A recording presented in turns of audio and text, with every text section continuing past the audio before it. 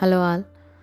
బెంగుళూరులో ఉన్నామన్న పేరే గానీ, ఎక్కడికన్నా ఎళ్ళాలా అంటే మాత్రం ఒక సరైన ప్లాన్ లేకపోతే ఎక్కడికి వెళ్ళలేమనమాట. సో, ఏదైనా ఖచ్చితంగా ప్లాన్ చేసుకొని వెళ్ళాలి.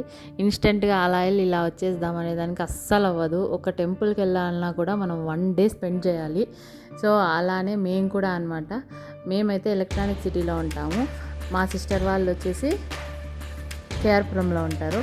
మేము కాటేరమ్మ టెంపుల్‌కి అయితే వెళ్దాం అనుకున్నాము. మేము ఎస్టర్‌డే నైట్ అంటే సాటర్డే నైట్ మా సిస్టర్ వాళ్ళ ఇంటికొచ్చి సండే ఎర్లీ మార్నింగ్ అయితే మేము అందరం కలిసి టెంపుల్‌కి అయితే రీచ్ అయినాము. నేనైతే ఇక్కడున్న కాటేరమ్మ టెంపుల్‌కి రావడం ఇదే ఫస్ట్ టైము. చాలామంది చాలా వీడియోలు చూసే ఉంటారు కాటేరమ్మ టెంపుల్ గురించి.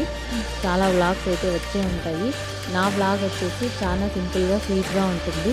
సో నేను కూడా కొత్తగా తెలుసుకొని రావడమే కదా ఇక్కడికి. నాకు తెలిసింది నేను తెలుసుకున్నదే చెప్తాను. నేను ముందు కూడా వచ్చాను కాటేరమ్మ టెంపుల్కి, కానీ ఇక్కడున్న కాటేరమ్మ దేవస్థానం కాదు.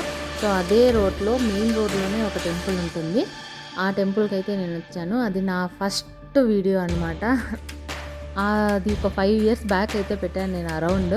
సో దాని తర్వాత నాకు తెలిసింది ఏమంటే ఇక్కడ ఉన్నదే మెయిన్ టెంపుల్ అనేసి. నేను ఆ టెంపుల్కి రెగ్యులర్గా అయితే వెళ్తా ఉన్నాను. ఎందుకంటే మేము అంతకుముందు నియర్ కేఆర్‌పురం అయితే ఉన్నాము మేము. ఇప్పుడు మా సిస్టర్ వాళ్ళు ఎక్కడ ఉంటున్నారో దానికి దగ్గరగా అయితే ఉన్నాము.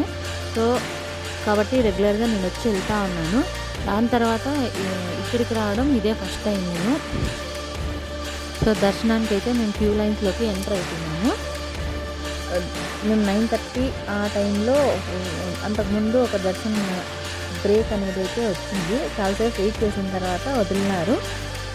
దాని తర్వాత మేము క్యూ లైన్లోకి వెళ్ళి దర్శనం చేసుకొని మనం బయట రావడానికి మనకి అరౌండ్ 1 అయ్యింది.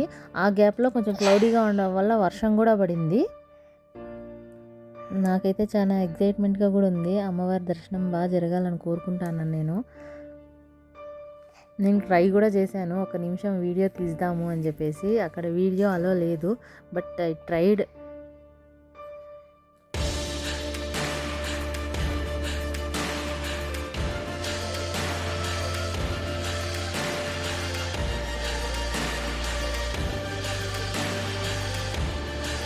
సో అమ్మవారి దర్శనం అయితే బాగా జరిగింది. బయటకు వచ్చాను. బయటకు వచ్చిన తర్వాత అక్కడ చెప్పారు, అక్కడ నేను కాయిన్ పెట్టి ఏదన్నా అక్కడ మొక్కుకుంటే ఆ మొక్కు ఖచ్చితంగా నెరవేరుతుంది అని చెప్పేసి. బై లక్కి నాకు ఆ కాయిన్ అనేది నిలబడింది. నాకు చాలా హ్యాపీ అయింది. బయటకు వచ్చిన తర్వాత ఇంకా చూశాను నేను ఇంకా ఏమున్నాయని. అప్పుడు కూడా వర్షం పడతా ఉంది చూడండి, లైట్గా తుంపర పడతా ఉంది. బయటకు వచ్చేసినాం దర్శనం అయిపోయిన తర్వాత. సో అక్కడ వచ్చేసి నిమ్మకాయ దిష్టి కూడా తీస్తారనమాట. అది కూడా తీయించుకున్నాము నేను, పిల్లలు అందరూ. దాని తర్వాత సో మీకు ఇక్కడైతే ఓ చెట్టు కనపడతా ఉంటుంది. దానికన్నా ఎర్రగుడ్డలో టెంకాయ కట్టున్నారు.